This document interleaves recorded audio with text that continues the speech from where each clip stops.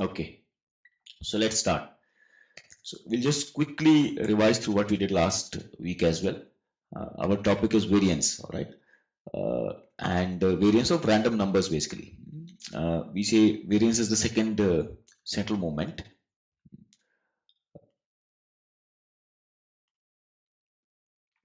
So variance is the second central moment for a random variable, and so it's an expected value. So it's expected value of what? So expected value of the square difference from the mean. All right. So I say variance is expected value of uh, the difference from the mean, distance from the mean squared. All right, and it is basically nothing but the covariance between x and x. All right, and yeah, and I can represent variance as expected value the squared distance from the mean square, right? So I can replace mean by expected value of the population itself, right? And when I expand it, what I will finally get is the mean of square minus square of mean is what is variance. All right, so expected value of x square minus uh, square of expected value of x. All right, so I get this, and then we say okay, we look at it for some cases when we say okay, let's say if we have discrete random variables, okay, and each of the variables has a probability of pi, right? So my variance would can be represented like this. I can say my variance is 1 upon n summation 1 to n xi minus mu square. All right, and I can also represent it as xi minus xj whole square, I going from 1 to n as well as j going from 1 to n. All right, and in this case the summation would be over from n square. All right, and then some basic properties we saw. We said the variance of x is always greater than equal to 0 simply because it's a square, right? And variance of a constant random variable is 0. Okay, and if the variance of a variable is in a data set is 0, then all the entries have the same value, right? So if the variance of one variable is 0, then all will also be 0. Okay, which means that they are all identical values. Okay, so variance doesn't change if we change the location parameter, which means variance of x plus a is equal to variance of x.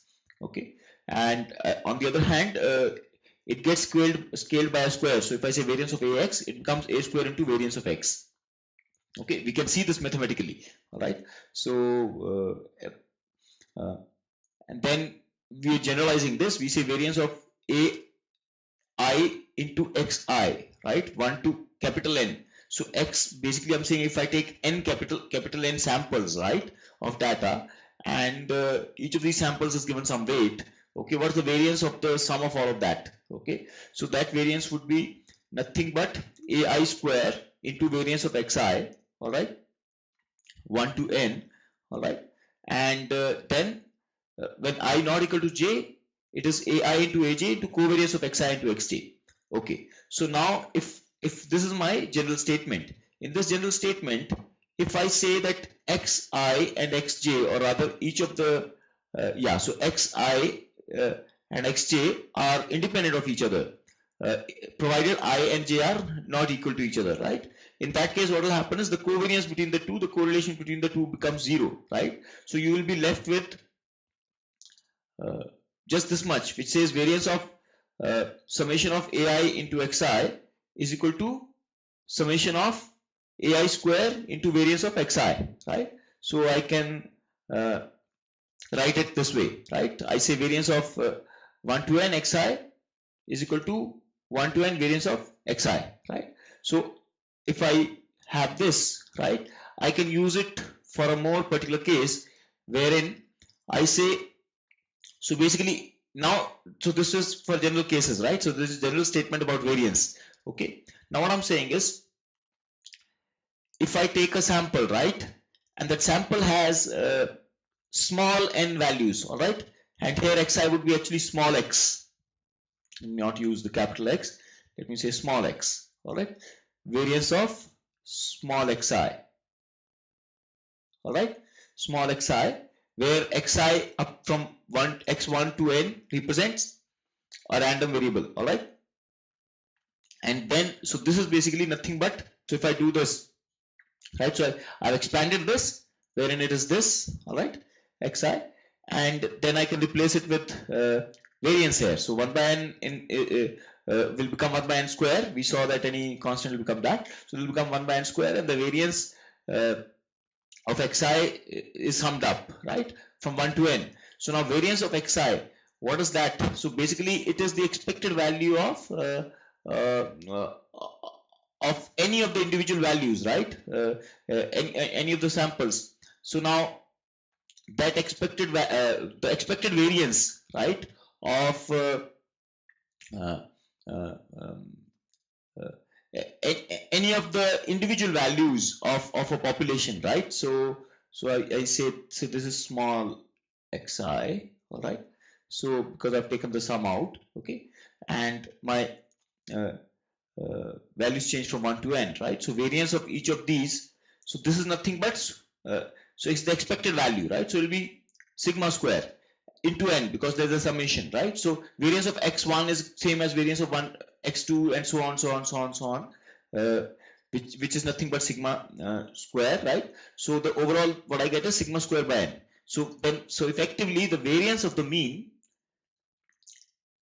of a sample becomes equal to the variance of the population divided by n. Is this clear? This concept is clear to you? And we derive this from our uh, logic of expanding the variances, and we say, okay, this is how it works, right? The scale, using the linearity and the scale, right? So this concept allows us to come to this conclusion. Is this clear? So this is mathematical. At the same time, we saw this uh, last time in the class as well, using some numbers, that the, so, and let's now okay, right? So intuitively, what do you mean by this? Okay, so intuitively we are saying that, okay, if I have a population, right, uh, uh, uh, um, uh, a population with say m number of elements in it, okay. Now if I was to pick up any one element, okay, and so this population will have a sigma and a mu, right? It will have a mean and a standard deviation, right? So now if I was to pick up any one element out of it, the expected value of the variance of that element would be what? How much would that be? So if I was to pick up any one element, right? So, or one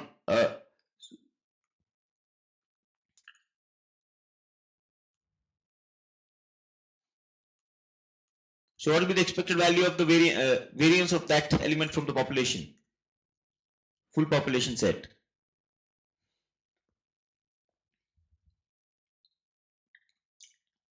How far distant most likely it would be from the mean? No, the variance, right? So uh, it will be sigma, right? It will be rather sigma square, right? It will be mu square. Is this clear? So it will be sigma square. Now what I'm saying next is that if I was to just, instead of 1, if I was to take uh, say 10 values and take an average of that.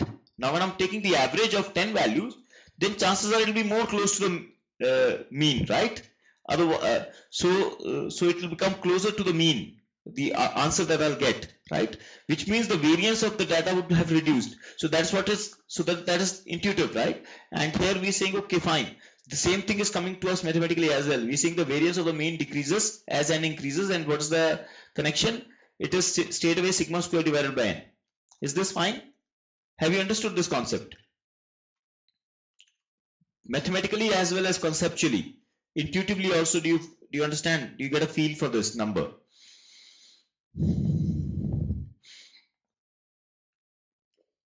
This will become the basis for many other things that we will learn today.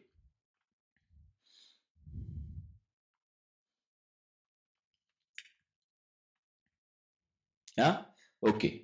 So let's look at it as an example. All right,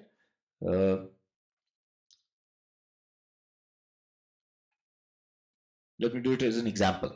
So what I'm doing is, I've created a function. You can see the code here. Yeah, so my plot, Okay, so my plot is a function of n, I and k. What is n? Total number of, let's say n is nn is the total number of uh, elements in a whole population. All right, and then what I want to do with I is the number of elements that I want to take in one sample. All right, and then k is whether k is just another element, don't bother about it for now. So I want to take I samples. Okay, so overall I can take how many samples? I mean, I can take definitely much more. All I'm doing is I have divided my data. So I take generate random numbers. How many random numbers? Nn, right? And then I split it into rows such that each row will have I elements. Okay, so that many columns I will have, right? And so once I've done that, I do the apply function, and I take the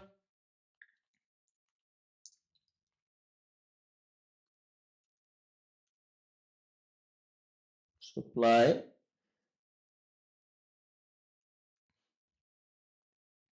and I take a variance, right?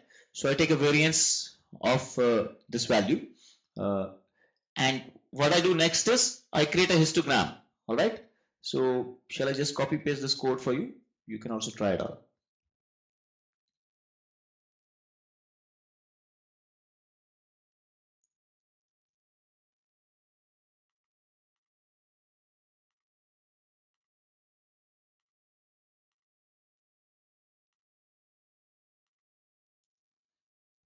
So you got the code? Can you copy paste it? Just see, I've just sent you some code.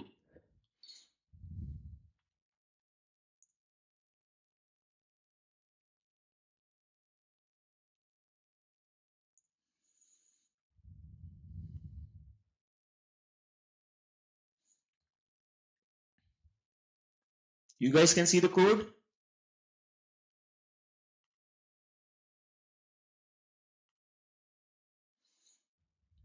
Hello there? You guys are there? Yeah, okay, fine. Huh? So take this code. Uh, or better still, do you want me to share the file itself?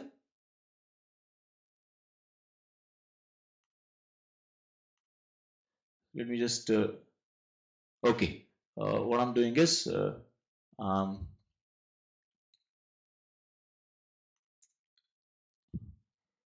mm, picking up this file. Where is it? Week 2.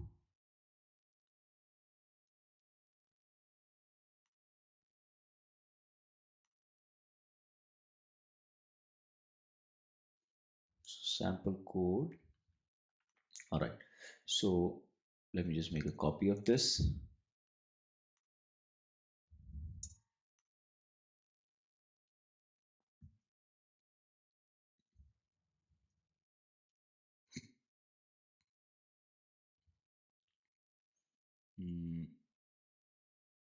So I uploaded it in files to students. Okay. Uh, so straight away you can see it in files to students. All right. So let me also email it to you.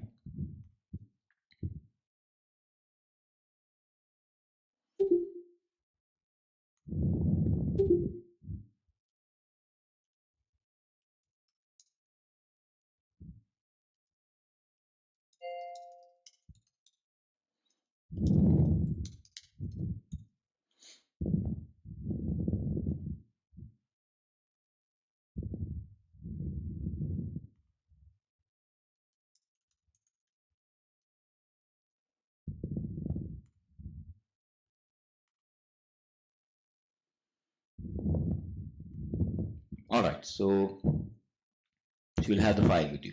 Okay. So what I'm doing here is, can you guys hear me? Hello?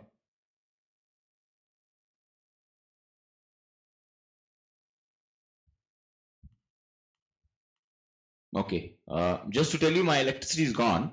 In which case, Chandigarh normally okay. Just a second. Let me just check. Electricity is gone. The UPS is running. Let me just see what has happened. Okay.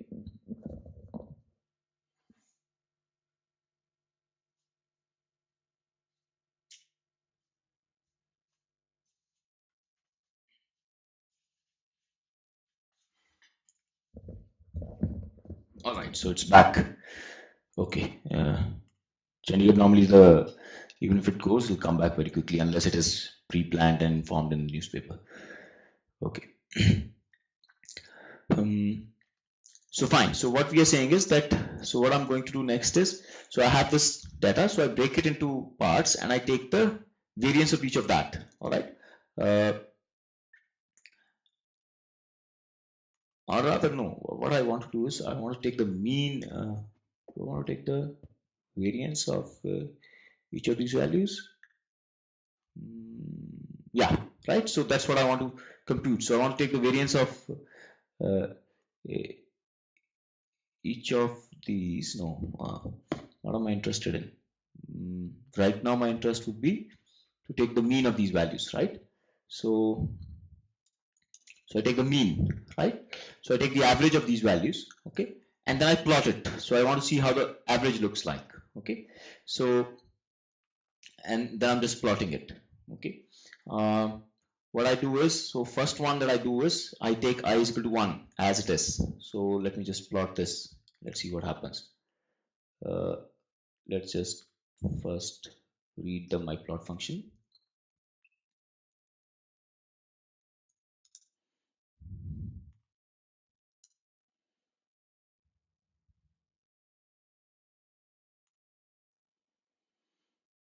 So I'm getting something like this. That's because I'm taking a sample size of only 1. All right. So instead of that, let me begin with the sample size. So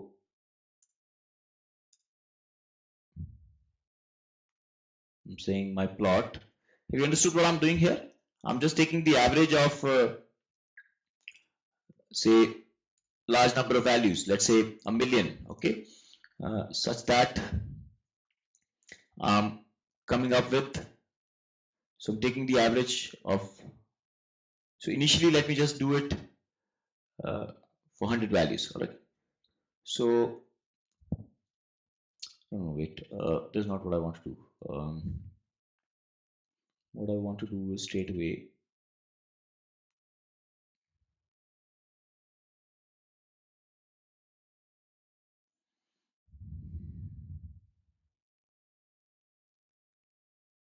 anyways, I'll come to the example a little later.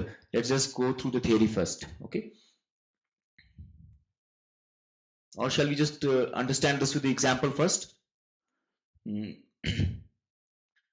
Let me say apply, all right, uh, to a matrix,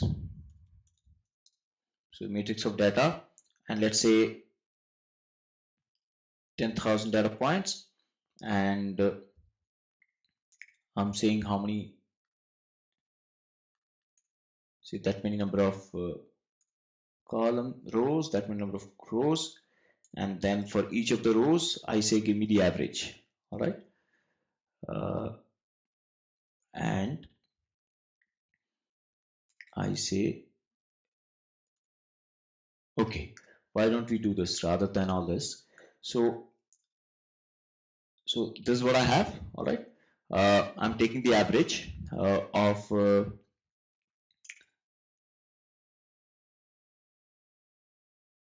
right. So let me just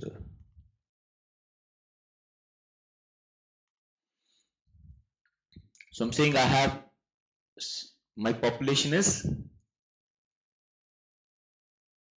100K, all right, and then my uh, sample size, which is say let's say small n, is 100, okay, which means I will have number of samples will have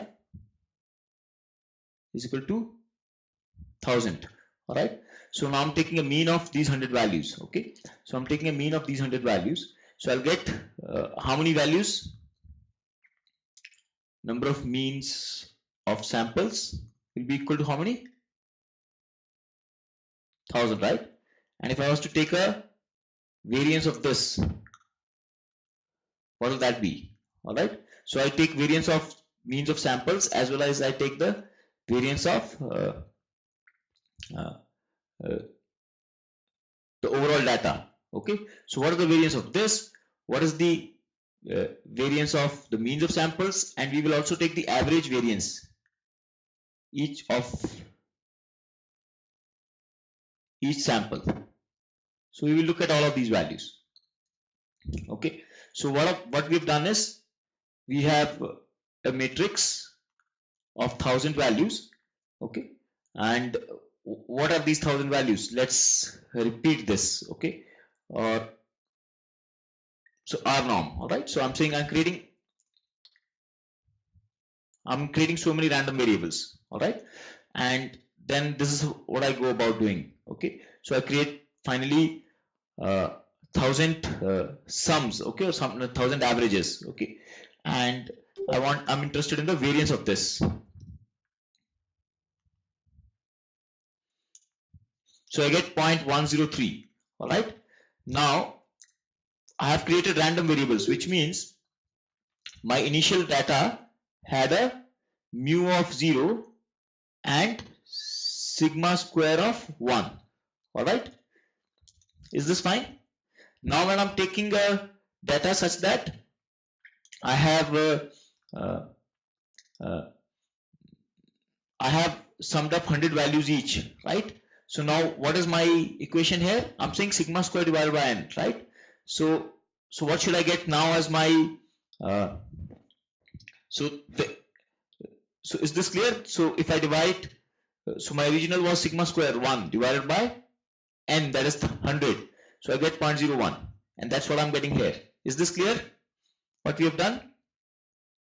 Have you understood what has happened here?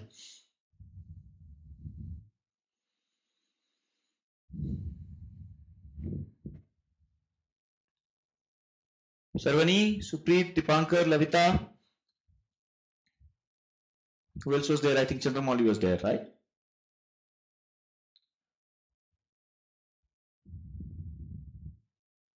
Okay, understand this.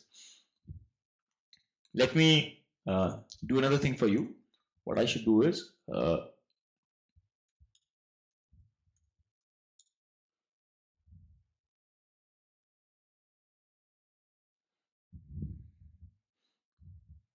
so once you're ready, then tell me, I'll move ahead then. Okay, I'm just waiting for you to understand the code.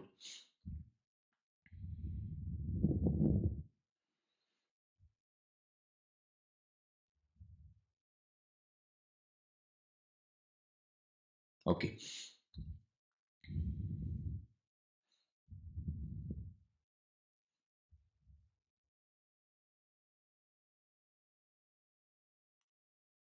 So I'm repeating this. Okay, so I get this answer. So if I was to redo this, okay, what's the advantage of set dot seed is equal to 1? I can repeat the same.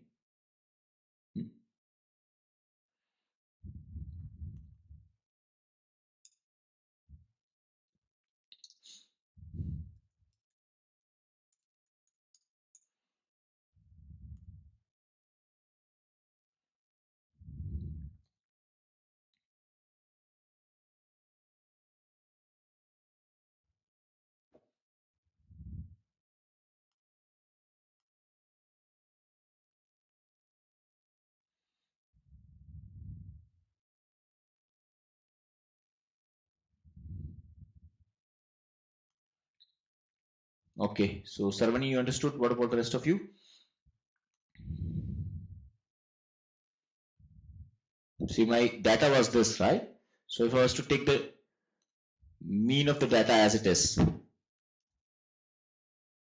okay, it's not in the matrix, right?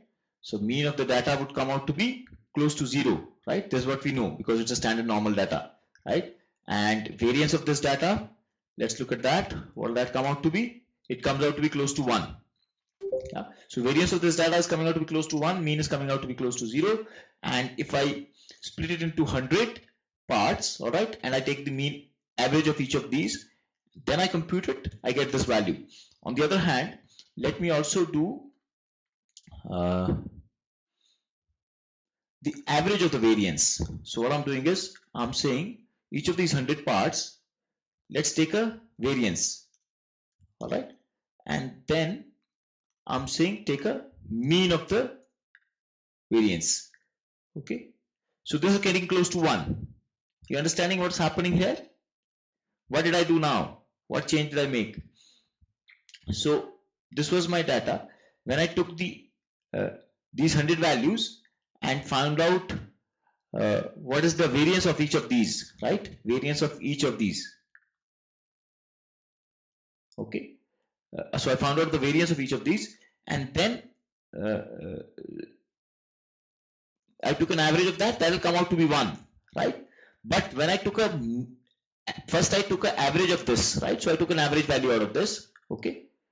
And then I had some 1000 average values, and I took a variance of that.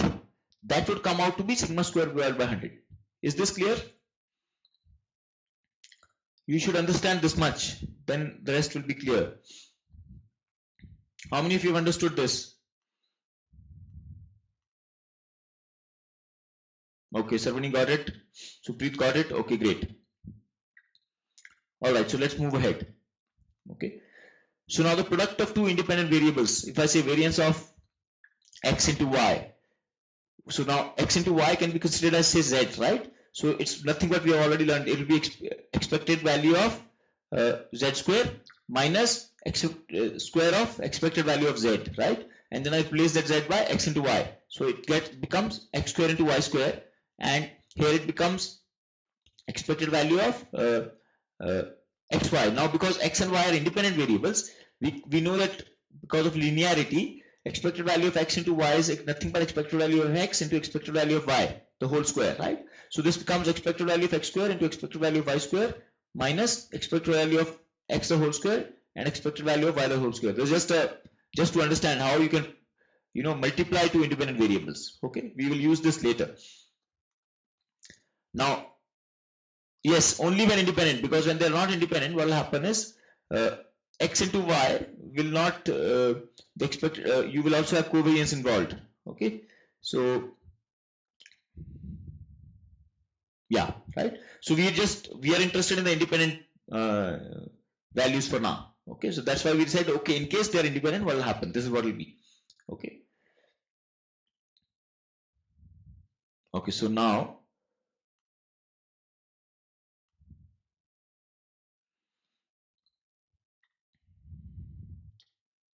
as we move ahead, let's just quickly revise the properties of expected values. One is if expected value of a constant is a constant, right? Monotonicity, which means if x and y are random variables such that x is less than or equal to y. Almost surely we say that x is, normally what happens is random variables, how can you say one random variable is less than the other, right? So the terminology used is almost surely. When you for sure you know that the probability that x is less than or equal to y is 1. Okay, so then we can say that the expected value of x is also less than or equal to expected value of y. All right. Similarly, now coming to linearity, we can say expected value of a into x plus b into y plus c, where a, b, and c are some constants, is nothing but a into expected value of y plus b into expected value of x plus b into expected value of y plus c. All right. And then non-multiplicity, we say expected value of x into y is expected value of x into expected value of y plus covariance of x into y. All right. So this part is where x and y are not equal to each other. All right. Now when we say that if they are independent, x and y are independent, right? So then so that part of x and y which is not equal to each other will come in here. If they're independent, this becomes 0, right? And then we are left with expected value of x into expected value of y equation, right? As we saw earlier. Okay, so this is what we used in the previous case. All right. So now standard error. So what is standard error? Is the standard deviation of the sampling distribution of a statistic, right? So when you say sampling distribution, it's the probability distribution of the given statistic based on a random sample. In fact, this is what we did. What we did is we took a random sample, right, which is of 100 values, right, and then we took 1000 random samples, right, and that became our probability distribution of the random sample, right? So what we did is, so we're saying that so standard error is the standard deviation of this distribution, right? So in our case, what was that? It was coming out to be 0.01. You got it? So that 0.01 was the standard error. So it may be considered as the distribution of the static for all possible samples from the sample population of a given size. In our case, we didn't take all possible samples. We took disjoint samples, right? We took we took 1,000 samples. Is this clear? So that is what is standard error. So now, and so population is a normal distribution with mean is equal to mu and sigma is variance is equal to sigma square. In our case, mean was 0 and the variance was 1. Okay. So random sample size of n, in our case it is 100. Okay. When we took many samples, we took 1,000 samples. So our static is arithmetic mean. We took the mean of each of these, right? So each sample has its own average value, and the distribution of these averages is called the sample distribution. Is this clear? And this distribution will have a normal distribution as we saw with this. So is this clear? We're just kind of putting the same thing into words, what we did a little while ago. Have you understood this concept? Okay, Sarvani got it. What about the rest of you? So I'm just repeating the same words again and again, so because really you understand it well. So similarly, I could use another statistic, say median. All right. So instead of mean. Now the standard deviation of sample distribution of a static is referred to as the standard error of that quantity. So in our case, standard error will be what? Sigma of x mean, right? X bar. So the standard deviation. So I take a square root of that. So it becomes nothing but sigma upon under root of n, right? So in our case, what will that error come out to be? Yeah, square root of variance. So what will be that in our case, the example that we took? So tell me, if this is the definition of standard error, or it's also called mean square error. Okay. So what will be that value? Square root of 0.9914. Sarvani said this. Okay. Others, what's your answer? Supreet, Lavita, Dipankar. Somebody was logged in but is not there now. Who's that? Is that Chandramouli? Chandramouli was there today in class?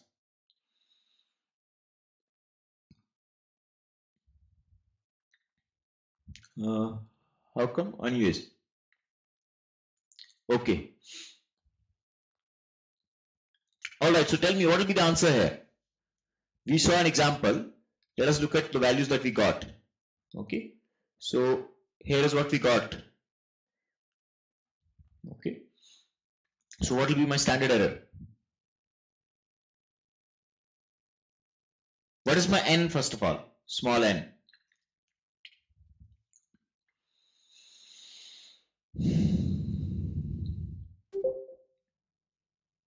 Okay. And what is my sigma?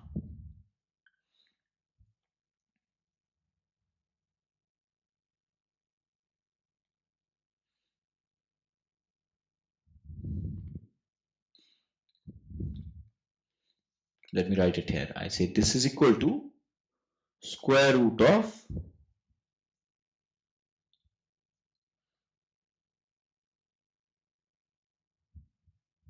what was this value? How much was this for our case? Right? Square root of, exactly, right? It will be the square root of 0.01, which comes out to be 0.1.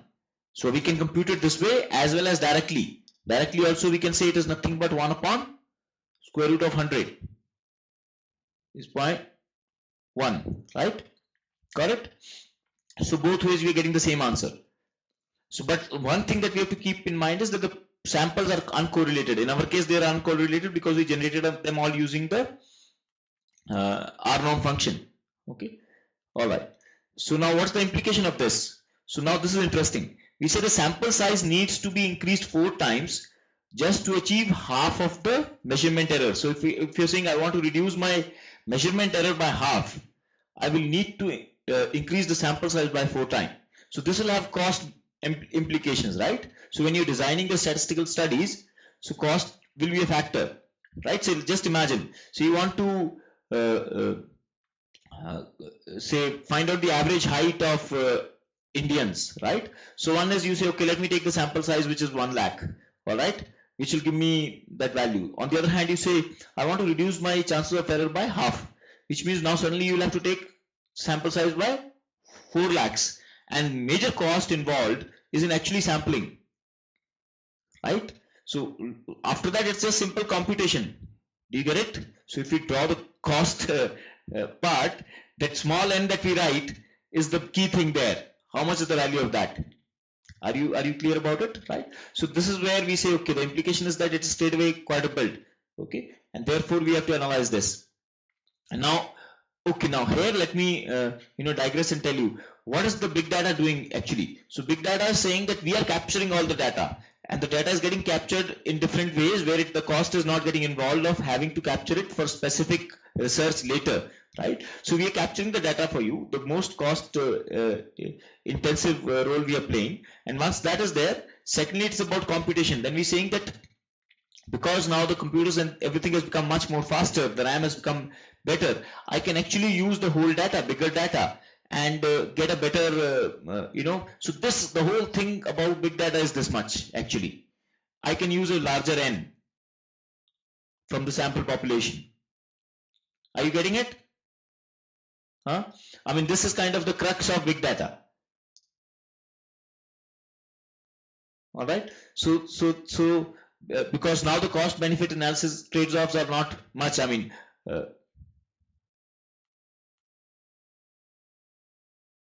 no, nothing like that. We will, by the way, yeah, generally what is the acceptable set? What I will choose as we move ahead, if we have time today, I will show you how, if the sample size changes, how our our distribution changes. What is the properties of distribution? We will look at that. Okay, typically what used to happen is sample size could be as small as 10, 20, right? So yeah, so we will see how the standard error changes as we change the sample size. And after some time, when can we say it's kind of insignificant now, right? So generally, what's an accepted standard error? So now, see, again, that will be totally different. This question would be answered for all different cases. Let's say you're talking about health, right? You're creating a medicine. Now, for that medicine, a small standard error can be huge, right? You can't put people's lives at stake. On the other hand, where it is acceptable, right? What is the criticality of the error? That is going to determine the size of the standard error that is acceptable.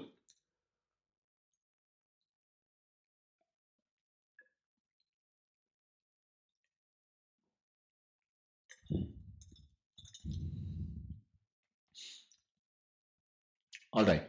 So now, so one part we have standard error of the mean or the mean square error, okay, or SC. On the other hand, we say there's something called standard deviation. How are the two different? So standard deviation is a descriptive statistic. Okay, when you say descriptive, it means there is no probability theory involved. It is not based on probability theory. Whereas standard error of the mean is based on random sampling process, and we are actually inferring something out of it.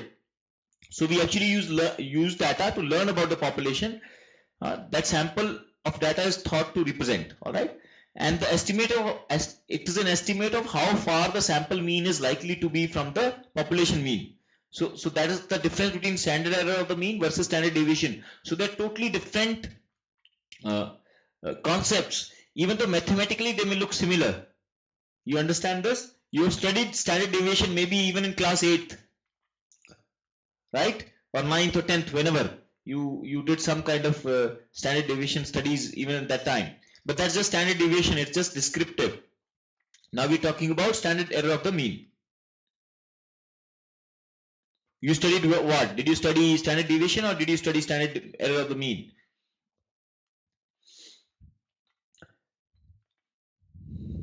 Both, all right. So now standard error of the mean will tend to 0 with increasing sample size. We already saw this, right? Because standard error of the mean is sigma divided by square root of n. Okay. Because the estimate of population mean will improve with increasing size. Whereas what will happen to the standard deviation of the mean of the population, right? Standard error is of the mean. Standard deviation is of the sample. So if the sample size increases, what will happen to the standard deviation of the sample size? It will tend towards the population sample, right? So that will So this will become 0. In our case, this will become equal to 1. All right. So this will tend to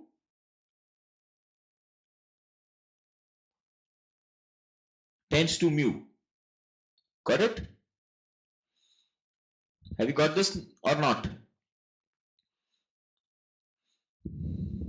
Okay. So now let's define certain things. We say mu is the population mean.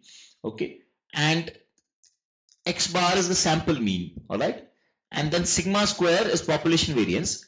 And then what I'm saying, I'm introducing two parts to this. We will look at that. Okay. So one is I'm saying that Sn square is biased sample variance, S square is unbiased sample variance, and then Sn is uncorrected sample standard deviation, S is corrected but still biased sample standard deviation. We will look at these. Okay, right now just defining them. Okay. Now what I'm saying is that my x bar is this 1 upon n 1 to n summation of xi. This is fine. And then I'm saying my, now what is happening here? Let's first look at what's the concept. How do I come to the sample mean? So what did I want to start? Why do I want to take the sample? Because I can't take I don't have the value of the whole population, right? And what I want to do with the sample, I want from the sample, I want to see how much is the variance of the sample, right? That's what I want to compute. If I need to know the variance, I need to know the mean first. Is this clear? Now, if I need to know the mean, now there are two possibilities. One is that I actually have the mean of the population, so mu is available to me. Okay. Second possibility is I don't even have the mu. All right. So neither did I have mu nor did I have sigma square. Right. So I wanted to estimate sigma square. All right. So if the mu is there, then it's fine. But if the mu is not there, how will I estimate sigma square from the sample? So if mu is there, what can I say? Let me use some other color. If mu is known, then my sample mean, sample sigma square would be what? Or sample variance would be what? 1 upon n into summation of xi minus mu. Is this clear? From 1 to n. Is this fine? Understood this? But if mu is not known to me, what do? I don't know the mu, right? So I can replace it with, I take another estimator. What is the other estimator? I say that I estimate mu by summation of xi 1 to n divided by n. Alright. So basically I take the sample mean instead of mu. That's what I represent as x dash here. So now see if, so what is happening? So there's this is the actual estimator of my population variance. That's what I was interested in. But so this is the actual formula. But instead of mu, I'm using x bar now. So if I'm using x bar, I would say that the formula is this. But in reality, we will see this ahead. That this is actually not the correct formula. And we are saying that the correct formula will be 1 upon n minus 1 instead of 1 upon n. Okay. And then so this is the key element here. We're saying 1 upon n minus 1. What is this about? Okay. So let's understand this bias. We're saying that the bias has been introduced and we have to knock it off. We knock it off by using this concept. Freewheeling. Sorry, I didn't get you.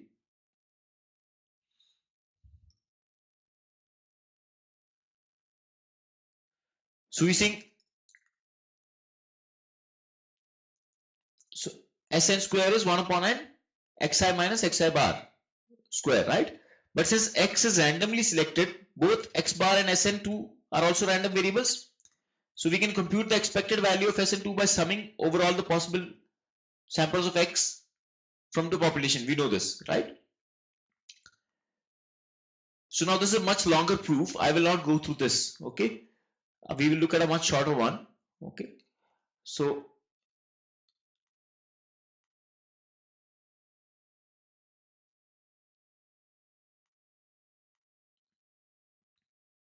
intuitively, so when I'm saying population mean is unknown and a sample of size n is drawn from the population, then x bar is 1 upon 1 right? So this is my formula. So now what I'm saying is xi minus x bar is what I'm interested in.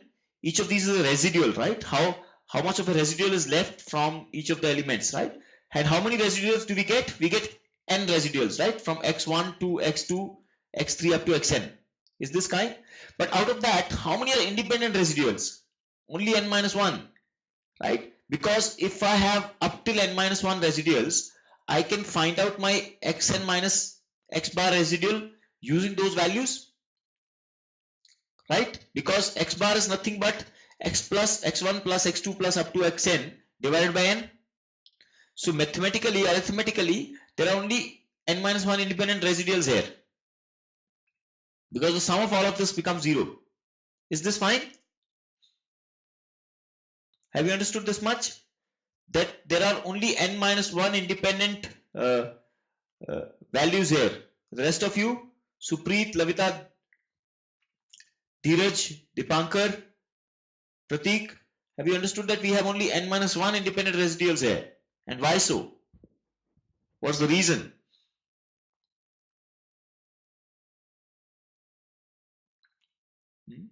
Okay.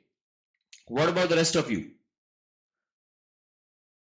How many of you haven't understood? Because if you haven't understood, that there are many other things that you haven't understood. And I don't mind spending some time on this, because this is the basic fundamental. There is no need of cramming this, right? I mean, you would have gone through statistics course and maybe you would have just crammed it up. That's not the whole idea. As a data scientist, you should be feeling the numbers. Right, so Sarvani got it, Lavita got it. What about the rest of you? I haven't seen any response from you. Dipankar, Dheeraj, Pratik, Supreet. Didn't get Dheeraj? Alright. What about Pratik, Supreet? I will spend a little bit time, okay, on this.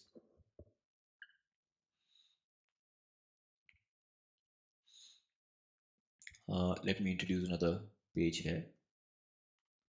Okay.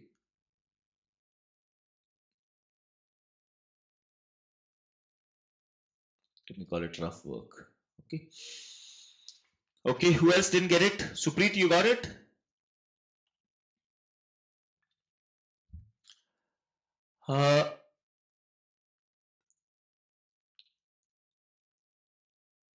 Okay. I'm saying my population, let's say this is the population, right? All of this data here, right? And this has a mean. Let me call it mu. Okay. Now I want to find out this mu, or rather I want to say, so this mu either is known to me or unknown to me. So I'm interested in the deviation of the population. How is the spread of the population? All right. This is my interest point. Okay. So how do I go about doing it? I can't have all the numbers of the population with me. I can just have maybe the average at max, right? So what I do is I take a sample. So I draw a sample out of it. So when I've taken the sample, let's say I have 100 elements. Let's make it simpler. Say I have three elements. Okay. A, B, and C. Okay. So now, if mu is known to me, then how far are my values from the mu? I say A minus mu, B minus mu, C minus mu. So I get 3 independent values, right? So I have 3 independent values here.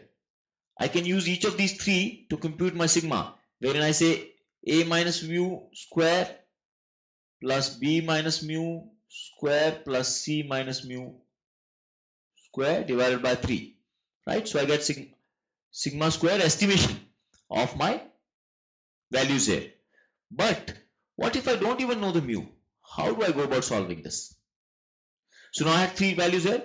I say, okay, what I can do is I first estimate mu. I say mu is nothing but A plus B plus C divided by 3. And let me call this estimate as x bar. Alright. So now what will I have? I will have A minus x bar, B minus x bar, and C minus x bar. Right? But how many of these are independent? Say I can compute this, I can compute this. Having computed these 2, I can compute this as well, right? because this is nothing but, say, let me call it x1, let me call it or r1, and this call it r2, right? So I can compute this r3, right? So r3 is nothing but, I know that r1 plus r2 plus r3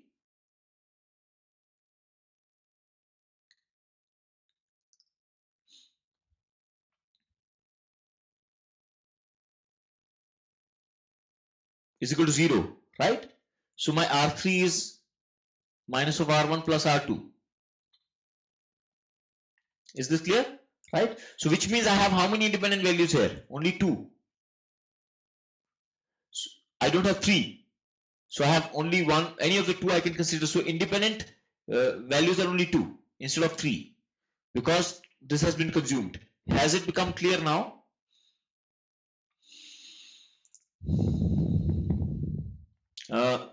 Okay. All right. Very good. So this is it. So I've left with, one gets knocked off. Okay. All right. So coming back to, so we have only n minus 1 independent residuals as their sum equals 0. All right. And that is why we end up having that n minus 1 factor there. Okay. Instead of n when we do the sampling. Okay. Moving ahead. So now this factor is, when I'm correcting it, it's called Basel's correction. Okay. So one is, the 3 things here as that it yields unbiased status. It does not does it doesn't it won't yield unbiased standard deviation. We will still have biased standard deviation. What is the problem? Let's look at this.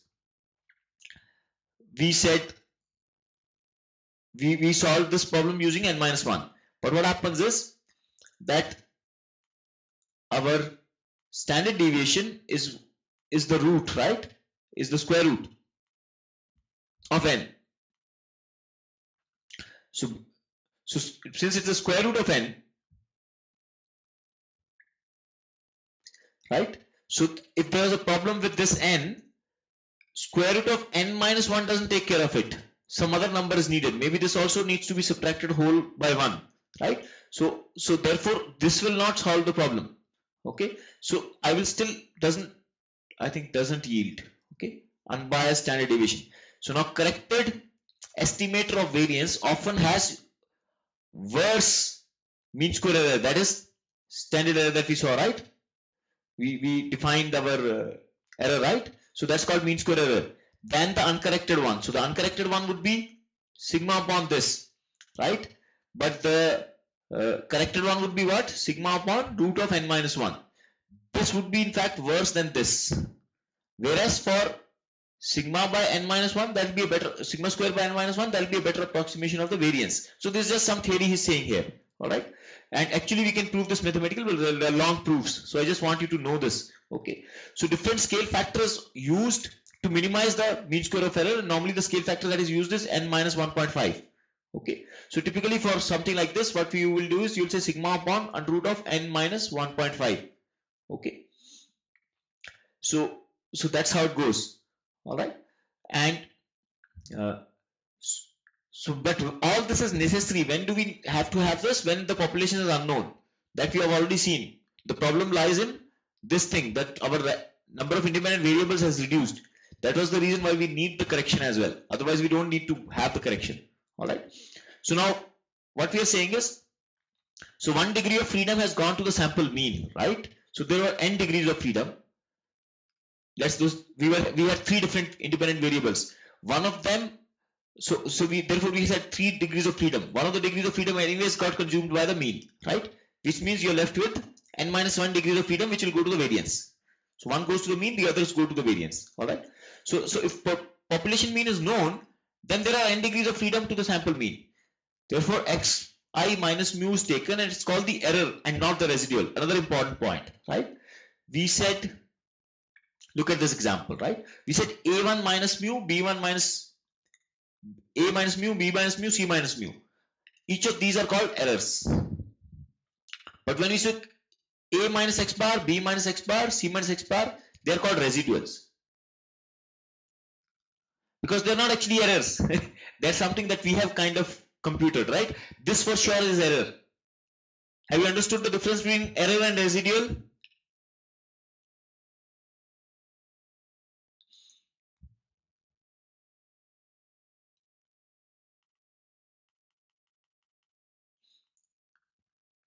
How many of you understood the difference between error and residual? Somewhat. Okay. See what, when you say error, when you're sure about something, right? Only then you can use the term error, right? When when you already know this mu, when you already know the average answer, right? And then whatever is you taken out randomly, I took 3 values out of here randomly, right? So I took 3 values out of this randomly. How far are they from the mean standard value? That is the error in a way, right? We say that's an error. So here I can say call it as an error, but I don't even know this mu, and I pick up 3 values. I can't use the word error. All I can say is if I take the average of whatever I have taken, how far is that each sample from the average, that is a residual. So it's just whatever is left over. So residual means leftover, right? So therefore I use the terminology called residual rather than error. Yeah, is calculator when error is the terminology error will be used when uh, uh, when you already know about the population, we know the mean of the population. Is this clear now? Why we are using the word residual and error? Okay. So don't get overwhelmed. I thought I would want, I'm teaching little more than what is there in the statistical inference notes that are there, because I thought these are all very interesting, and once you build these concepts and you understand them and you commit them to your memory, you would be much faster at doing these things. You will not keep on, because these are fundamentals, right? This is like the grammar of the whole of data science, and you should understand this well. You should feel for these well, because the rest of it is just about playing with different numbers and different simple logic, right? So what all we did so far, there was no math, no high funda maths involved there, right? It was just plain logic that was there. But this is the first time that we're looking at this, and I want you to be really solid with this. So you know, to be honest, when statistics was taught to us in management, the first course I really hated, at least the beginning of it, because all of these things I didn't understand. The residual, the error, why is it being called like this, why this degree of freedom. The teacher didn't bother to explain. There was so much syllabus, he just kind of rushed through it. But then I started studying it myself, and especially now, this time when I'm preparing for this class and I'm teaching it to you, things are so much more clear and so amazing. Suddenly statistics looks so much more fun. And it'll be fun only if you understand these terms. Otherwise, you keep getting bogged down. Oh, what is this residual? Why are they using the word error? Why is it n-1 degrees of freedom?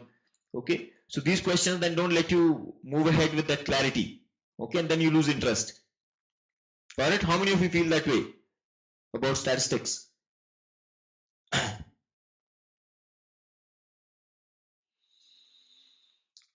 Okay.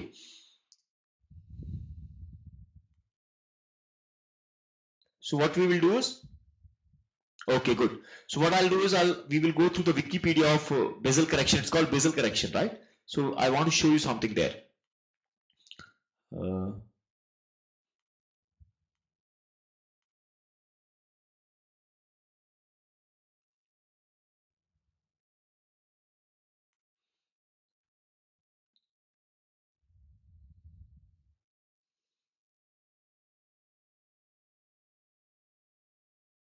okay.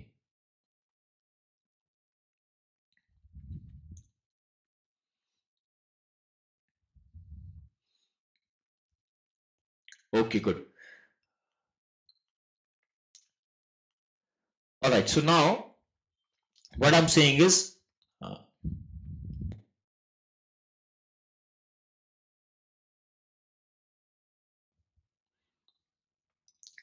so suppose I have a mean of the whole population, all right, which is 2050, but the statistician doesn't know it. So we don't know the mean, right? And he has to estimate this value based on a small sample chosen randomly from the population. Let's say this is a sample, 5 values, right? So what he can do is, first thing is he will compute the sample average, right? So sample average comes out to be 2052. Okay. So now This may serve as an observable estimate of the unobservable population average, which is 2050. So now we face the problem of estimating the population variance. We need to find out both mean and variance. So now how do I compute that? I compute it using the whatever I had learned earlier, right? So a minus x bar plus b minus x bar and so on, right? Squaring of that. So I do the same thing here. So when I compute that, it comes out to be 7.2. All right. So but if we were to use the same variance, all right, and now I think if I knew the uh, uh, average, right, so if I knew the population average, which is 2050, what would be my answer actually? So the actual answer is 3.2. So I'm getting an answer of 7.2 here. The estimate is giving me 7.2, and but actual answer is 3.2. So this is a, so my estimate is much larger of the variance compared to the actual estimate, right? So this is a small, so it's much smaller estimate. So now what the question is the estimate of the population variance that arises in this way using the sample mean always smaller than what we would get if we used the population mean?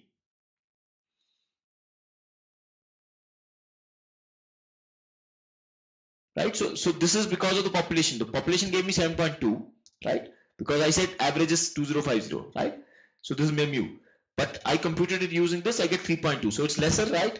So I can actually prove that the answer is yes, except when the sample mean happens to be the same as the population mean. How do we prove it? I say, okay, we know a plus b square is equal to a square plus 2 into ab plus b square. Yeah. Now what I'm saying is, on the one side, I say deviation from the population mean. So let's say 2053 minus 2050. So I add these five values, right? So I take 2053. So this is from the population mean. 2050 is population mean. 50 is population mean. So I say, so B is my population mean. Or rather, I can write this equation as, so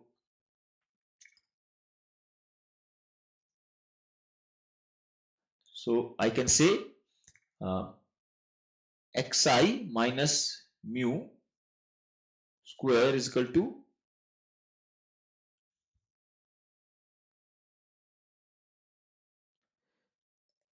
xi minus x bar plus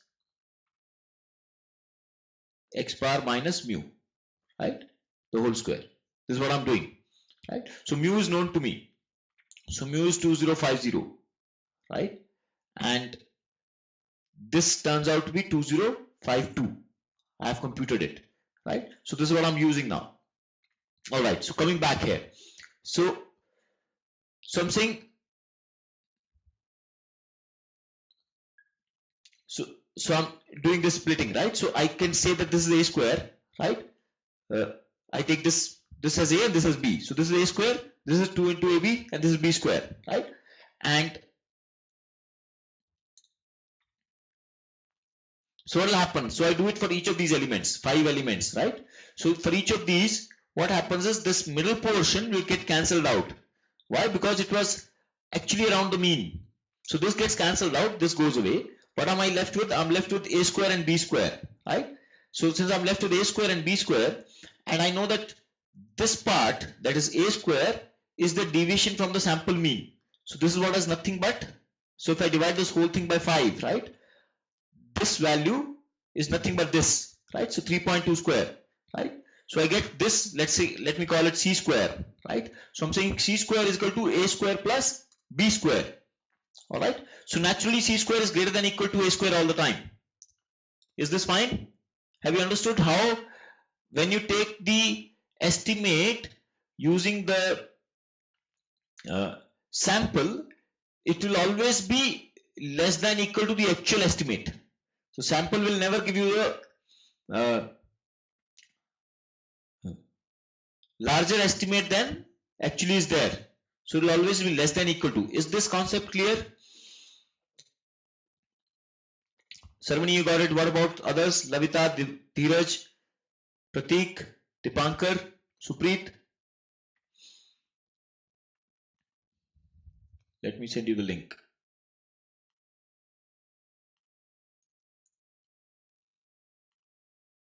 Got it? No? Good. Okay. So now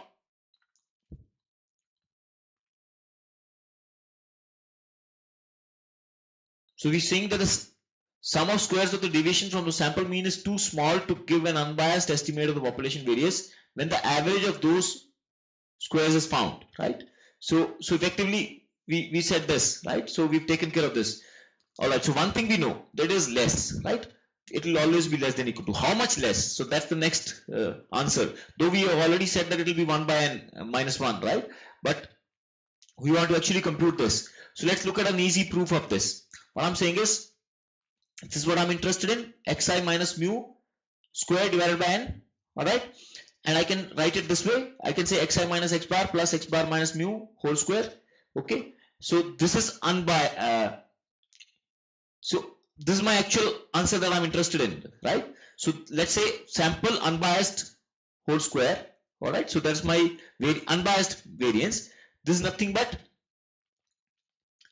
the so this value which is biased variance, okay, plus variance of, now this becomes x bar, right? So this is nothing but the variance of x bar. This whole thing becomes the variance of x bar, okay? Now we have already seen the variance of x bar, we saw, right? Previously we saw the variance of x bar is nothing but, so if I take the expected value of each of these three, right, expected value of unbiased sampling would be sigma square, right?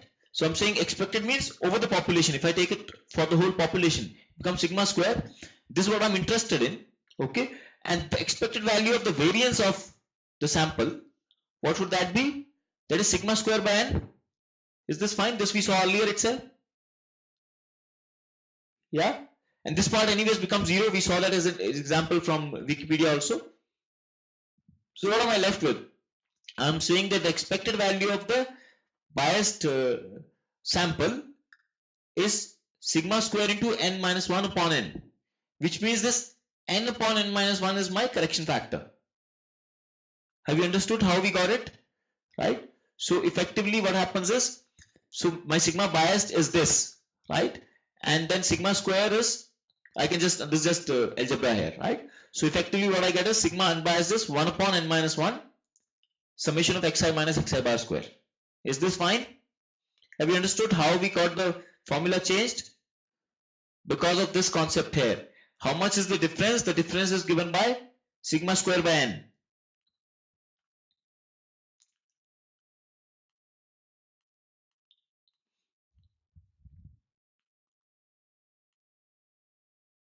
Is this part clear or not?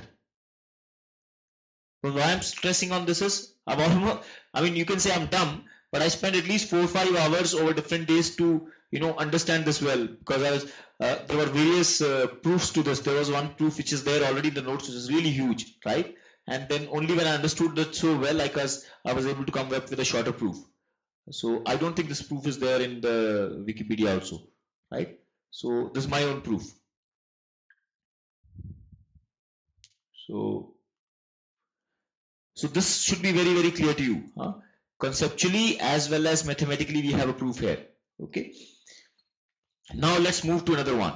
We're saying, so this was about standard deviation sampling. Okay. Now let's say we take a uniform distribution. A probability distribution is uniform such that it's from 0 to 1.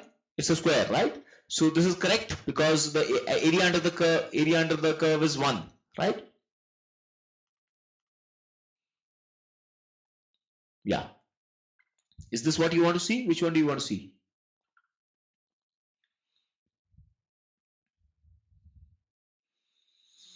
Okay, have a look.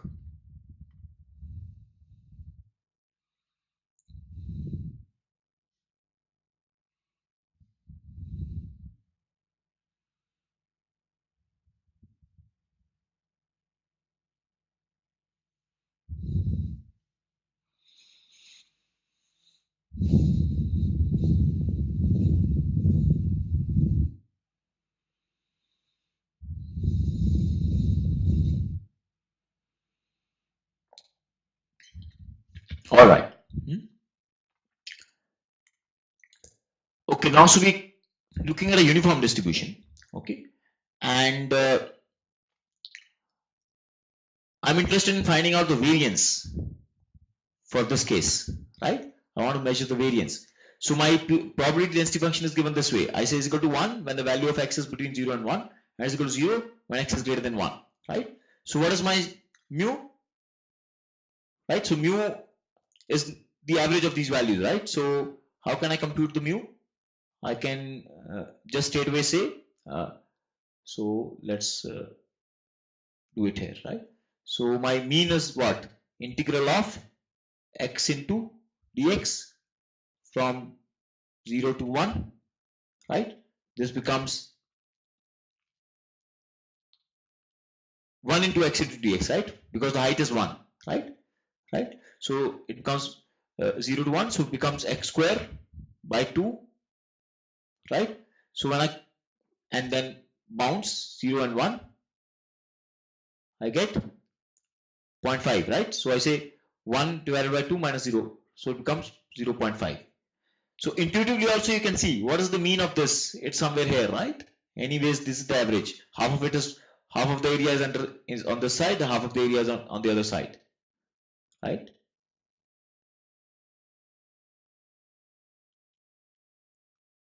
So is this clear? So my mu is 0.5, right?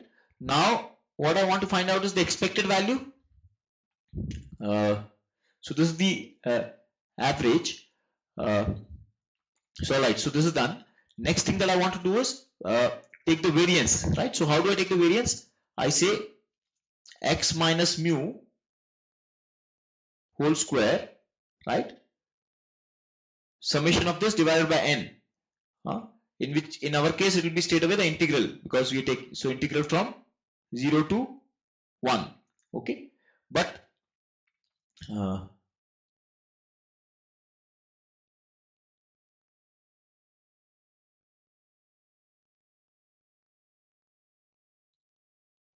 right, so this would become what? So let's differentiate it with respect to mu itself, right? So it will be, so integrated, so it will be x minus mu cube divided by 1 upon 3. Okay, so this is what it will become. Okay, so now I substitute these values. So mu is a standard, right? It's a static value, right? So when I substitute these values for, let me come here, right? So I get, so I replace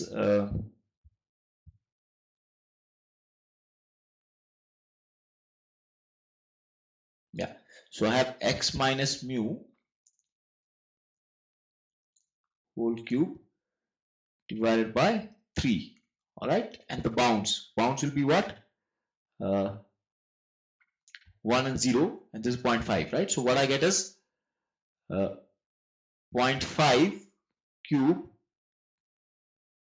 divided by 3 minus 0.5 cube divided by 3, all right? So this comes out to be 1 upon 8 into 3 minus 1 upon 8 into 3, which is nothing but 1 upon 12. Got it? So the variance of this curve, right? Little bit maths might be a little confusing. This particular PDF is 1 upon 12. So uniform distribution will have a variance which is 1 by 12 or a factor of 1 by 12. Let's say if I was to have the variance such that, so my PDF becomes, instead of this, say the PDF is, so the PDF is such that this is equal to 2 and this is 0.5, right? I would still have the same thing because it's uniform distribution, all right? And the variance will still come out to be almost as answer, I think, which will be 1 by 12. Is this clear? Uniform distribution will have a variance which is 1 by 12. Okay? Yeah. All right. So let's, once we know this, let's see what we can do here. So what I'm saying is this is my uniform distribution and I found out the variance. All right. So just this much, that so this computation, that is 1 by 12. The rest, even if you go through the slides, you'll be able to make it out. Let me just quickly go through that itself. So there was a question related with this. Let's look at that.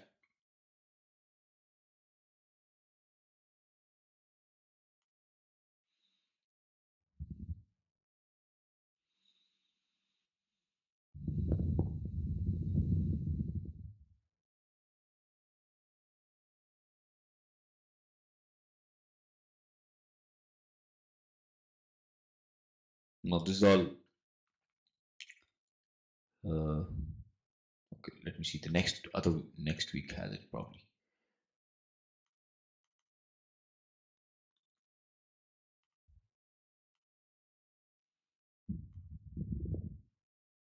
Variance and then simulation. We're just doing what we did. Okay.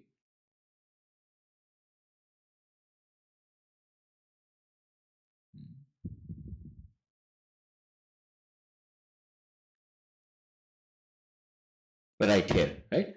So let's just do each of these simulations. Okay. So standard normals have a variance of 1, mean of n, standard have standard deviation of 1 upon n, right? We have already seen this, right? So we've computed this, right? Where we saw it was coming out to be 0.01. Let's do it with another example from our code. So what I'm saying is, so if I'm taking the standard deviation of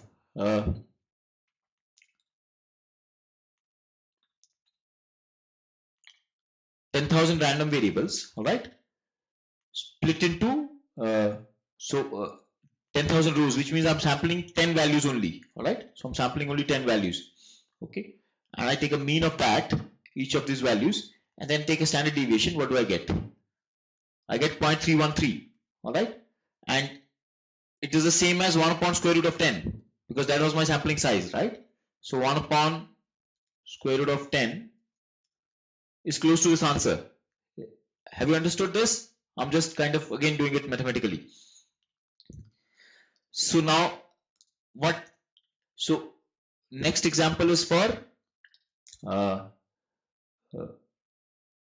uniform. Okay, uniformity. Okay, in uniformity the function that is used is runif, right? So what I'm doing is I'm saying 10,000 values. Okay, so let me just show you what runif does. First of all, runif, I say runif 1, I'll get an answer which anytime I get an answer, it'll be close to, it'll be anything between 0 and 1. Let's say run it for 10.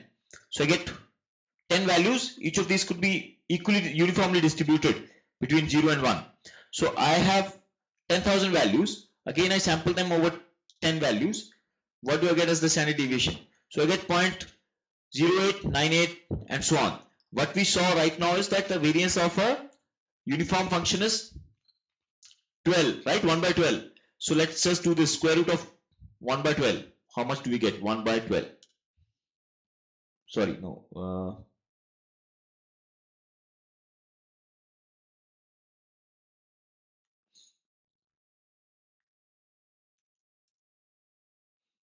No, this, wait, just give me a second now.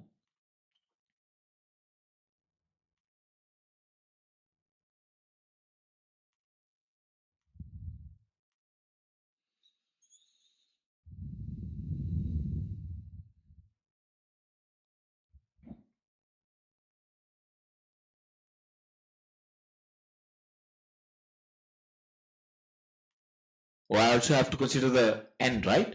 So square root of 1 by, so what will be square root of 1 by 12 into 10, right? Because that was the sample size into n, right? In our case, n was 10. So this comes out to be 0.0912, whereas so this is theoretical. Theoretically, this is how the answer should be. And what we computed here, that is this formula, standard deviation, okay, gives me this. Let's try to change this. What I'll do is I'll make more values here, and I'll do it over 100. Let's see what we get. So I've changed it over to 100 now. Instead of that, let me just stick to 10.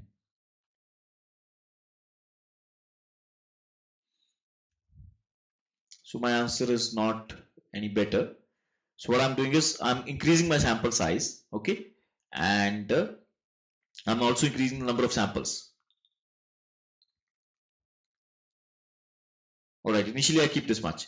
So I get this answer. Now if I say square root of 1 upon 12 into, what is the sample size? 100, right? So I get almost similar answer, 0.288237. Here it is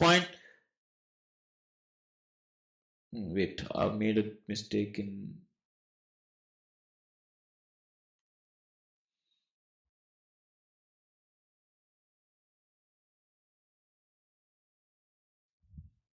can you find out where is the mistake in my computation? Why is it coming by a lesser factor of 10?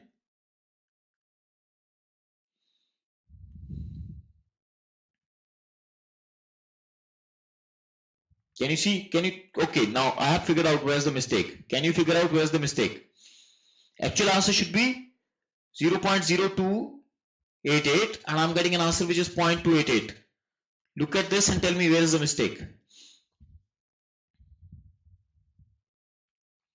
Just see, there is some mistake that I have done, because of which I am getting 0.288 instead of 0.0288. What is that mistake?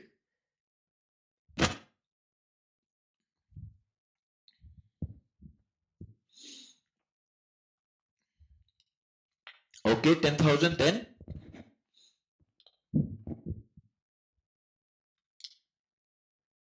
Exactly, right? So that's causing the mistake. And when you take a square root of, so my overall answer was coming more by 10 times, right? Because I'm taking a square root. So overall the difference was 100. So this should be 100.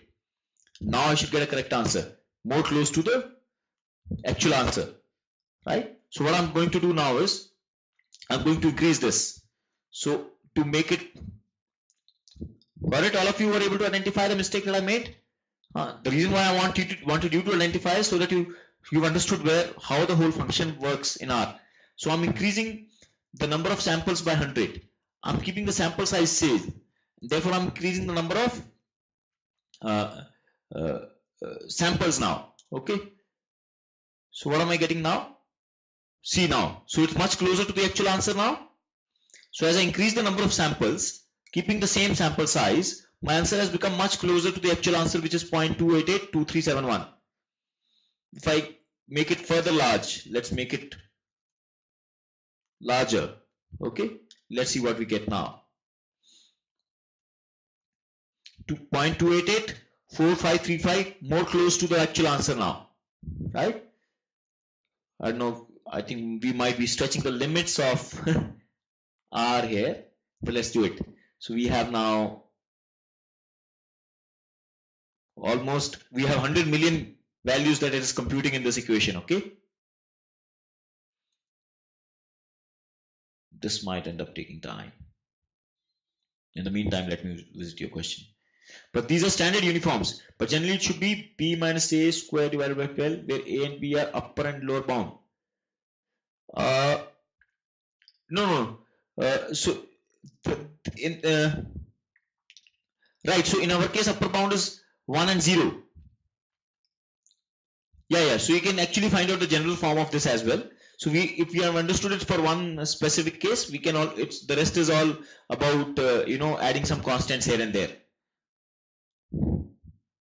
All right, so this is what we get. This is the answer, 0.2887145. And what's the actual computation? Actual computation is this, 2886751. Pretty close, right? Do you see this?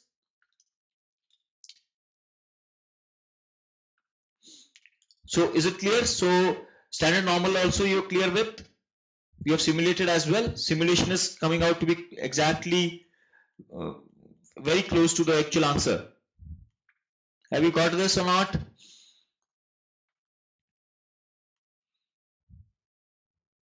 Okay.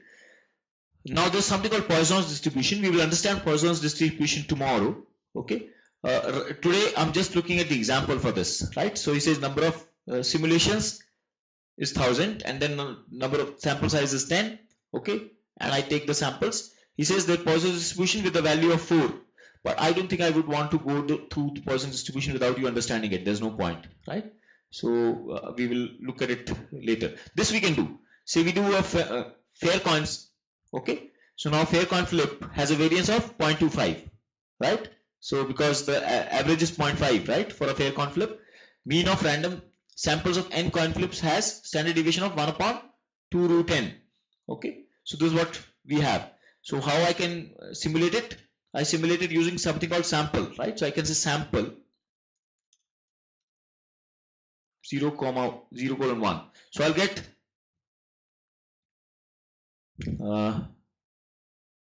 so I get either a 1 or a 0, right? So this is what the coin toss will do.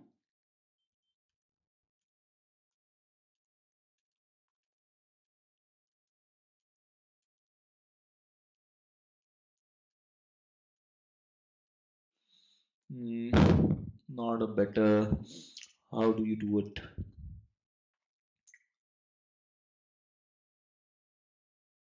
Oh, oops, wait. So if I can sample, that is what is my x, right? And I'll say 10, right? Size of 10.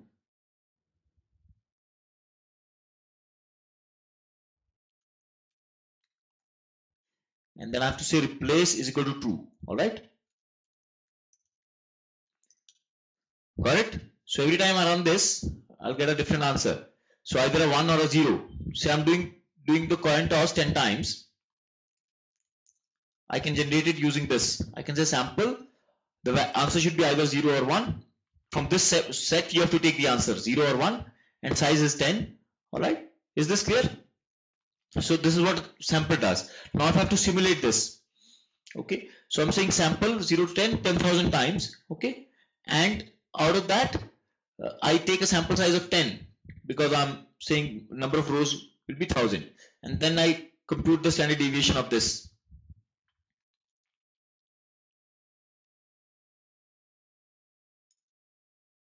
So I get a standard deviation answer which is 0.115, and we're saying that the coin flip should give me an answer which is standard deviation is 1 upon, because my sigma is what? Sigma is 0.25, right? Sigma square is rather is 0.25. So 0.25 divided by n. N in our case is 10, right? Or so, and if I take the square root of that, so that becomes 1 upon 2 square root of n, which is nothing but, so let's compute this. We say 1 divided by square root of, so in our case the sample size was 10, right? So I say 2 into 10.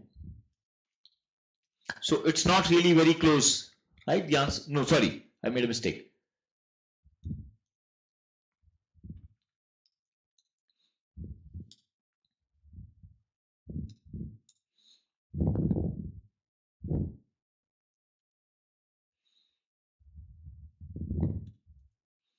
So this is close, right? Let's look at the computation once more. So I get 0.1574 as a simulated answer, and this is the mathematical answer. Correct? Huh? So coin flip also is clear how we are computing it.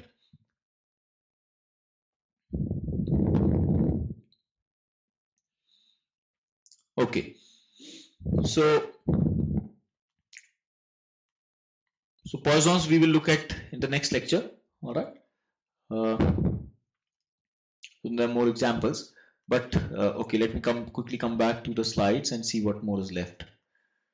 Okay, chi-square distribution. Yeah, this is what I will. This is something just interesting to know. All right. I'll come to this. Let me see anything more that is there. Okay, done. So we're done with this. Now let me. So now Lavita had a question. She said, "How's the distribution for the samples?" Right. So let me show this by example. You will have to understand my function well. Okay.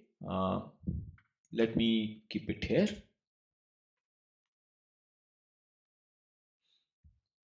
Let's first understand what this function is doing. Okay, so I'm saying I take a large population size which is nn, all right, and I take I as my sample size out of it. Okay, and therefore I will have nn divided by I as the number of samples. Okay, and k is another parameter which is about whether you want to plot something new or old. Okay, so now what I'm saying is I take normal values, right? So I generate nn times the number of random variables, and then I convert it into a matrix, and then I apply the function of uh, uh, mean. So I compute the uh, mean of these values, right? And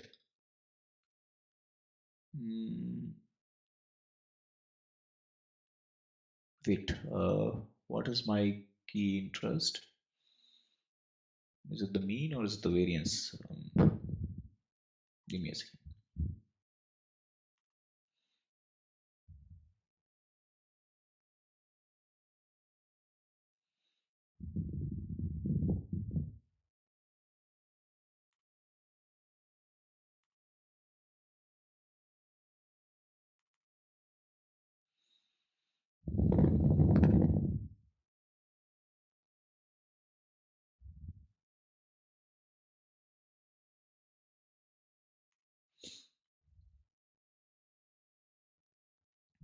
All right. So I'm taking the mean of these values, and then I'm finally what I'm doing is I'm plotting it. So how do I plot it? I don't want to just straight away plot it. I want to take the histogram, right? So but I don't want to plot the histogram. I want to actually plot the points. So what I'm doing is I'm creating a histogram, and I'm saying plot is equal to false. So the plot will not come created, but the histogram will give me the bins, right? The bins that are created by a histogram. So I will get the bins, right, and the density for each of this, and I plot that. Okay. And what if I want to plot another set of data on the same plot? So what I'll do is I will use the function called points. This is where I use k. If I say k is equal to 1, give me start a new plot. If I say k not equal to 1, then on the same plot, point more data. Okay, plot more data. So this is my function. Okay, so let me just compile the function. All right, and now what I'm doing is I'm saying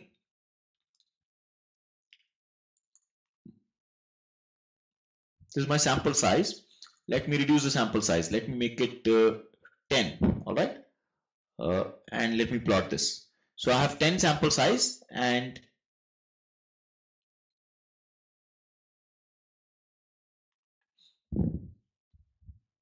wait, somewhere something has gone wrong. Right, so what is wrong, I guess, is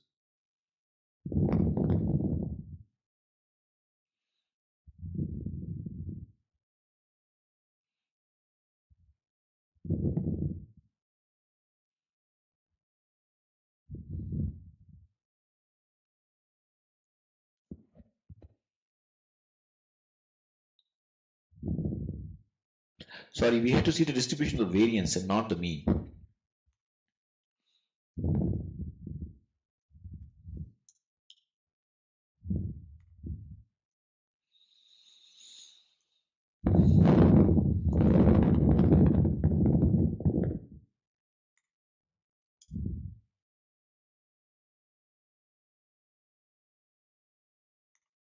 Right. So this is what I get as the distribution of the variance when I'm saying I have a sample size of 10. Is this fine? So my variance ideally is close to 1, right? It should be close to 1. So coming back to, have you understood why my variance should be close to 1? Because that was my initial population, right? It had a mu of 0 and variance of 1, right? So I'm taking a sample out of it. What I'm doing is I'm taking 10 values out of it. Out of that 10 values, I'm saying that it was 1 million values overall. So 10 values constitute one sample, and then I say that I take 100,000 samples. So 100,000 samples, each of these samples will give me some variance value, right? And I'm plotting that variance value. Okay, this is what I get as a density function. So my variance, if you notice, is coming here close to 1. That's where it is peaking out. Is this correct? Yeah, this is what I should actually get also, right? Okay, what I'm doing is I plot another one on the same. Okay, this one is there, so I don't change anything. I would increase the number of the population size, and I'll also, or rather I'll reduce it in this case. I'll make it 5. Okay, 10 knocked off. And then I also reduce my sample size. Okay, let's see what happens now. Instead of k is equal to 1, I'm using k is equal to 2 so that the regional plot also stays.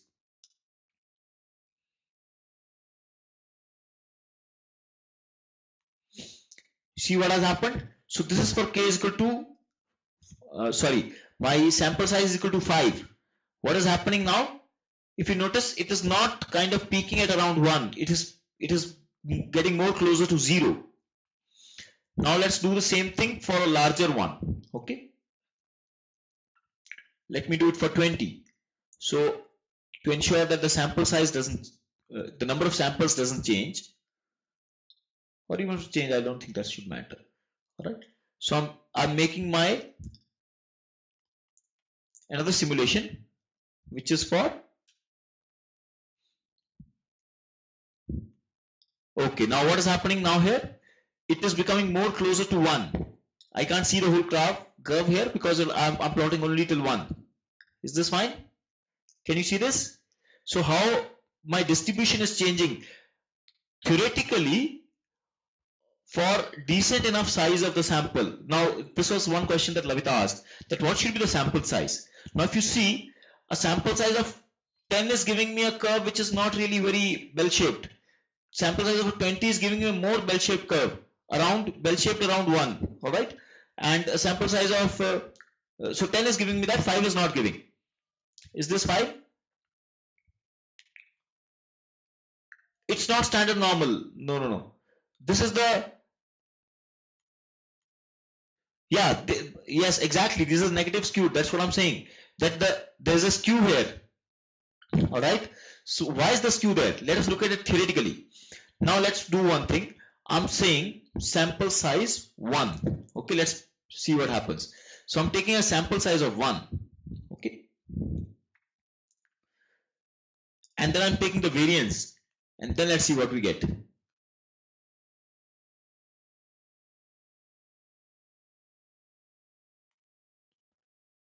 Didn't plot anything, looks like. Let's do it for 2.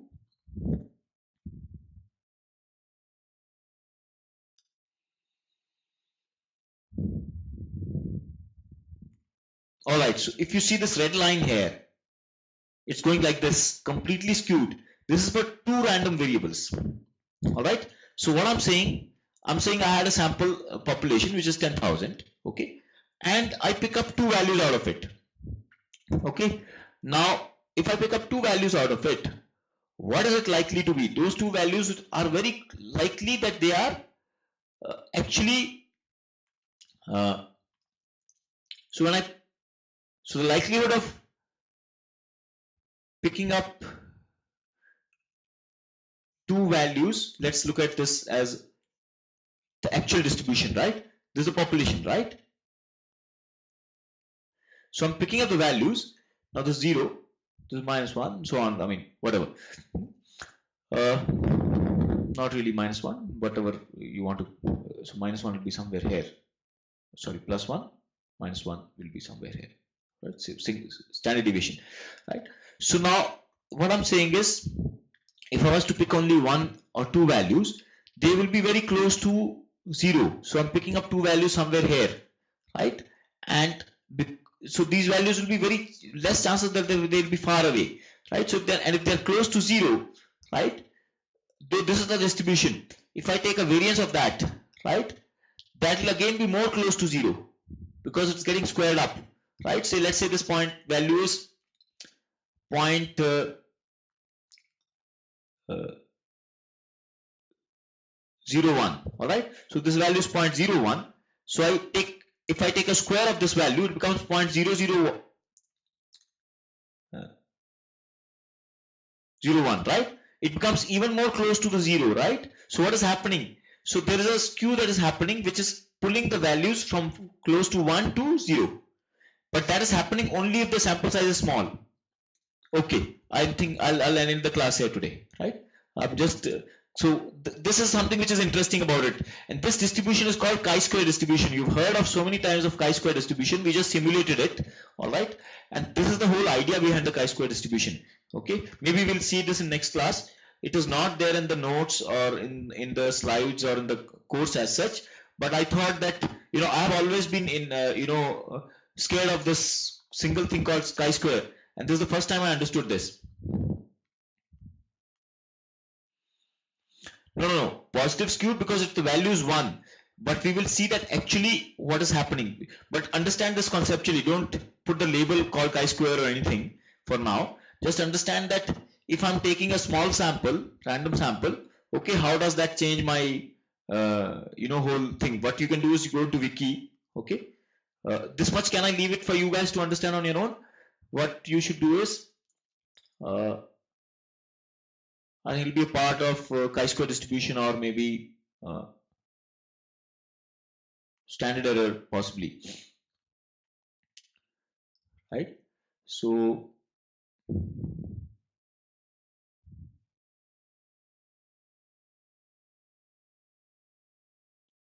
basically just have a look at the chi-square distribution, okay? You will get an idea about how when you take the sample size which is smaller, how it changes the whole distribution, okay? So, and then we will look at it more as we move ahead. So I think this much for today. We will cover next class, but my request is please go through these concepts either maybe from Wikipedia. I did that. I kind of studied Wikipedia. I think this is one of the best sources because it is so much in public. No one can end up putting anything wrong there, right? Especially something to do with the scientific terms. So there will be people to correct it in case anything goes wrong. All right, so this example we will do cover up again. The rest of it was fine with you? You understood things? Okay. All right, good. So any of you need any individual time, you're most welcome. Just pre-plan it and especially take it on the, like say today. For example, say tomorrow what I'll be doing is I'll be preparing for the class that we will have on uh, uh, Saturday, right? So today is the time when I have.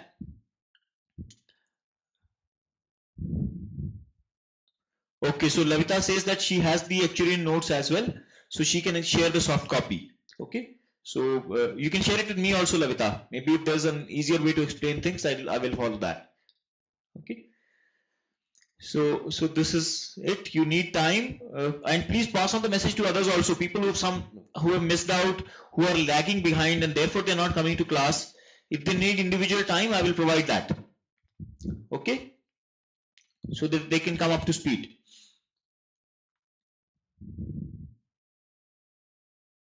Okay, then we're done for today.